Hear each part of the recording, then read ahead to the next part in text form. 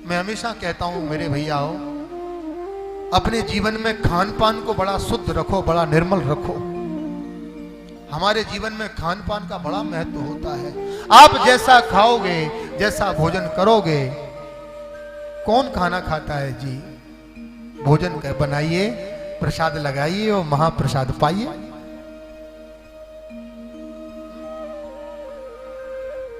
क्यों उल्टी सुल्टी भाषा अपने परिवार को सिखा रहे हो?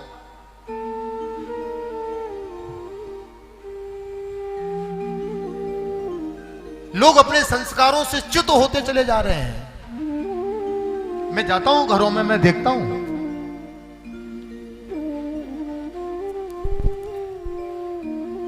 आप उस अंधी परंपरा को चले जा रहे हो जिसकी गति केवल और केवल पतन है।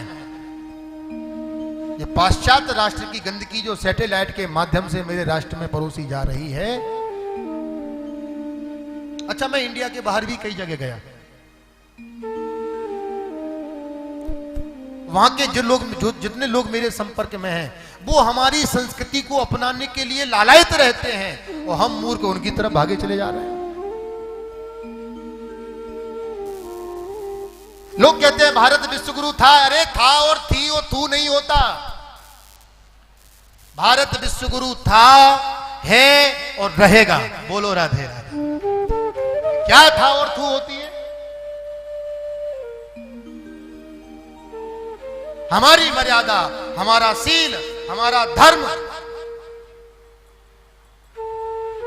हमारी संस्कृति, वही हमारी पहचान है।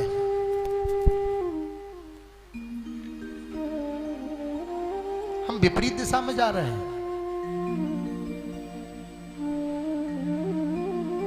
जिस घर में ठाकुर का भोजन, जिस घर में भोजन बनने के बाद भगवान का भोग नहीं लगता, बहुत विडंबना है उस महाराज।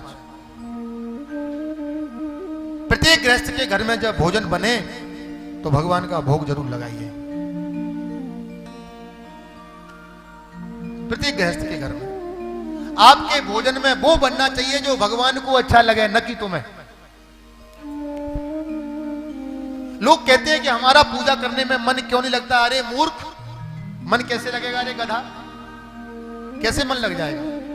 तेरी तनख्वाह मिलती है, तेरी सैलरी मिलती है, तू अपने बच्चों के लिए मिठाई लेकर के आता है, कपड़े लेकर के आता है। कभी मन में ये भाव रहा है कि गोपाल जी भी बैठे हैं, एक लड्डू उनके लिए भी ले चले, एक पोशाक उनके लिए भी ले चले? जिस दिन ये भाव तेरे अंदर आ जाएगा, तेरी भक्ति के अनेक सीढ़ियां ऐसे ही पार हो जाएंगी। किसको बता रहा है? प्रत्येक गृहस्थ के घर में भोग लगना चाहिए।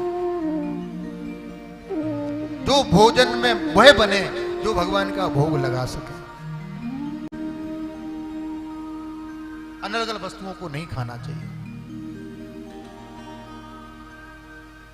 घर की परंपरा को समाधि भाषा में मर्यादित बना के रखना चाहिए।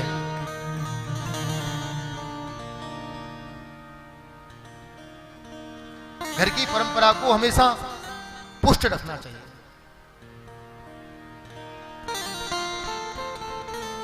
महाराज जी, घर में पलंग सेट है, सोफा सेट है, ड्राइंग सेट है, अब तो बढ़िया बढ़िया कारपेंटर हो गए, पूरा रूम सेट है, लेकिन मजे की बात उसमें रहने वाला आप सेट है। तो ऐसा सेट किस मतलब का है? किस मतलब का है? हमने अपने घर की स्थितियां बदल दी। जिस घर में रसोई, जिस कक्ष में रसोई होती है, जिसमें रस पकाए जाते हैं, उसका नाम होता था अन्नपूर्णा मंदिर, रसोई घर। रसोई घर का मतलब होता है जहां रस पकाए जाते हो, उसे कहते हैं रसोई घर। ओ भैया, पता नहीं कौन सी भाषा आई हो, रसोई घर का नाम हटा के हमने धर दिया किचन। अब जिसका नाम ही किचन है उसमें किच किच नहीं होगी। बोलो राधे राधे। नाम का प्रभाव पड़ता है कि नहीं पड़ता? किसी का नाम श्याम सुंदर हो तो उसकी रूप धन शैली हाव भाव जैसे होंगे, और किसी का नाम कुंभकर्ण हो तो वो वैसा होगा। बोलो होगा कि नहीं होगा? बड़ा प्रभाव पड़ता है। हमने देखा है, कुछ समय पहले की बात है कि हम लोग जब दादी वादी, जब हम लोग कभी कभी गुरुकुल से, विद्यालय से जब घर भर जाया करते थे, तो उस समय हम लोग देखते थे अपने घरों में कि सामूहिक भोजन बनता था, तो सभी माताएं, परिवार की सभी महिलाएं एकत्रित होकर के बड़ी शुद्ध शौचाचार पवित्र अवस्था में भोजन बनता था, और सब मिलकर के भगवान का कीर्तन करती रहती थी और भोजन बनता रहता था। भगवान का भजन भी चल रहा है और भोजन भी बन रहा है। शुद्ध पवित्र अवस्था में बिना नहाए कोई रसोई घर में नहीं जाएगा। इस स्थिति को कहां छोड़े आए जी? अब कहां आ गए?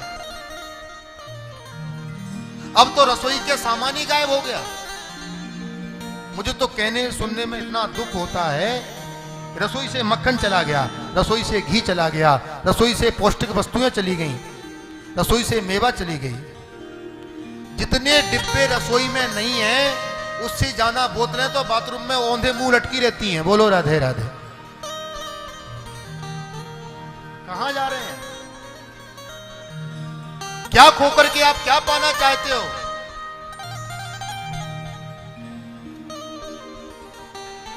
पहले माताएं भोजन बनाती थी, भगवान का भजन गाती थी, हैं?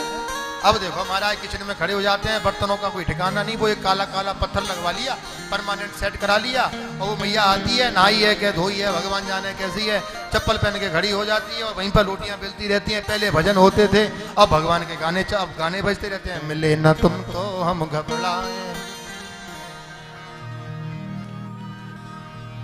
बताइए,